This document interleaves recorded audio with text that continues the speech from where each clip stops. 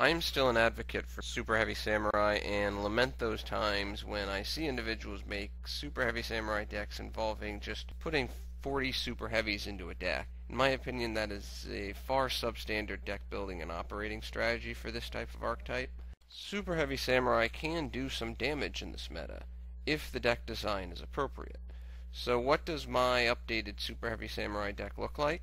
Starting off with the subtractions, -2 Flutist.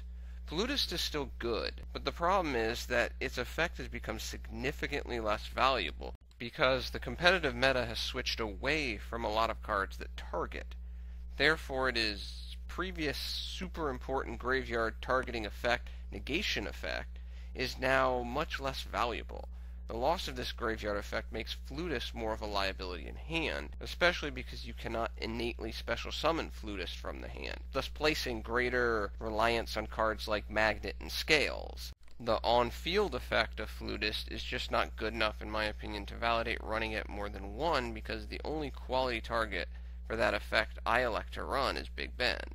If the meta changes again, then the number of Flutists will probably change, but now I run only one copy, and when you look towards the OCG in the future sets, it doesn't seem like the meta is going to change away from this. We don't target a lot much anymore. There's a lot of non-targeting, non-removal coming up over the horizon. I take out one Soulbeads also. Soulbeads met a similar fate to that of Flutist in that the change in meta where there are more non-destruction, monster-removing effects, most notably the new Mega Monarchs, Cosmojo, and Ignister, even though Ignister just got knocked down to 1.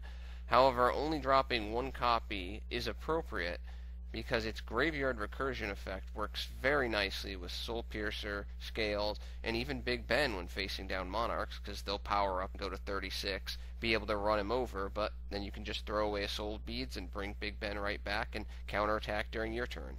Not surprisingly, I take out 3 Blue Brawler. I mentioned in the first deck design that Blue Brawler was basically a placeholder that would be immediately replaced by 3 copies of Drums when it was released, and that's exactly what's happened. Drums are in, Brawler's out.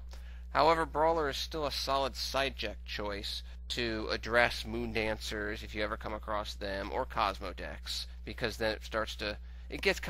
Blue Brawler is one of those cards that just annoy Cosmo players, because they don't want to use Cosmojo on it, but they really have trouble getting over it otherwise. Gearspring Spirit is also out. It's a nice tech card in the era before anti-targeting and pendulums kicked off. It's not really very good against Cosmos. It's not good against Burning Abyss, PK Fire, and pendulums it struggles against as well. All 3 Soulfire suits are gone. Soulfires were another placeholder that would be replaced when better support came out, and it did. Also, Suit has the same concerns about Soulbeads in there's a less destruction-based removal out there versus non-destruction-based monster removal. Finally, the 3 96 barrels are gone. Unfortunately, Barrel just gets the chopping block because of more quality Super Heavy Samurai support that now exists, with less non-solemn based back row for most decks as well. The need to get Ogre on the field as fast as possible has somewhat abated a little, further limiting 96 barrels' usefulness. Now moving on to the adds, as I previously alluded to, +3 Drums. Utterly fantastic card in my opinion that can scoop any Super Heavy Samurai from the graveyard, including a properly summoned Synchro. Works great in combination with Scales, creating much larger boards for play expansion. Drums can also be a different type of giant rat in that you can suicide it into an opponent's monster and grab a monster that can actually get over the opposing monster. Speaking of giant rat, in the first build I didn't run giant rat because I ran those gear springs. However, with the change in meta and certain rank 8s not being as powerful as they used to be, cough, Felgrand, cough, the gear springs are out, opening the door for giant rats. I run 2 copies. Rat can grab any super heavy run in this deck, with the top choices not surprisingly being Big Ben, Scales, and Drums. The problem with running 3 copies in my experience has you don't want to draw multiple copies of Rat into your opening hand, for there are times when super heavy can start slow and multiple rats will result in even greater speed handicap. 3. Super Heavy Samurai Magnet. a nice 1900 defensive wall that makes Warlord plays much easier in combination with scales and either Trumpeter from the hand or a level 2 tuner from the graveyard. Also helps deck speed via combining its special summoning effect with General Coral for more draw power. 2 copies of Superheavy Samurai Prep Defense. Initially I wasn't sold on this card, but in my experience, some people might argue this point, but I think the meta has become more OTK heavy than it was about 6 months ago. So stopping those OTKs is definitely important for Superheavy Samurai decks because it has obviously limited back row means of preventing big opposing plays. I run 2 Superheavy Samurai General Corals. Of the 2 Pendulum monsters, Coral in my opinion has a much better Pendulum effect, which allows you to play the OTK game, especially with Big Ben on the field or Warlord. And in my opinion, a significantly better monster effect. The second attack after a monster destruction can significantly increase the speed of ending the duel, which is important for a quasi-grinding deck like Superheavy Samurai. The draw effect is also very useful for dealing with a bad hand or when more resources are required. The one problem with Coral that Superheavy Samurai are not a Pendulum deck, so one, if it gets the draw effect, it'll sit at the top of your extra deck for the remainder of the duel. Some of the more risk-reward duelists may choose to run 3 copies of Coral and 1 copy of Rescue Hamster to attempt to reuse Coral, but in my opinion and experience, the longer a duel goes, the more favorable the odds of winning float towards Superheavy Samurai.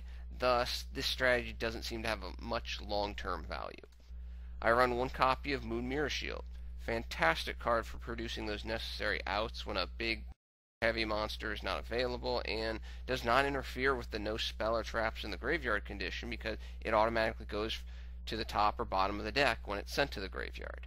I run 1 Neo-Spacian Grand Mole. Grand Mole is like Moon Mirror Shield. Superheavy Samurais need to have that enhanced versatility of outs rather than just the monsters that they possess in their own archetype. Grand Mole gets you an out to various Cosmo monsters, Monarch, and various nasty XZ monsters like Rafelsia and Darklaw. Due to the controllability of Superheavy Samurais, the return effect of Grand Mole is less than a liability you're typically not going to leave an open field. I run 1 Electromagnetic Turtle, another OTK stopping card, or even just a means to prevent the opponent from clearing your field to ensure resources for the next turn, because it doesn't have to be a direct attack for you to stop the battle phase.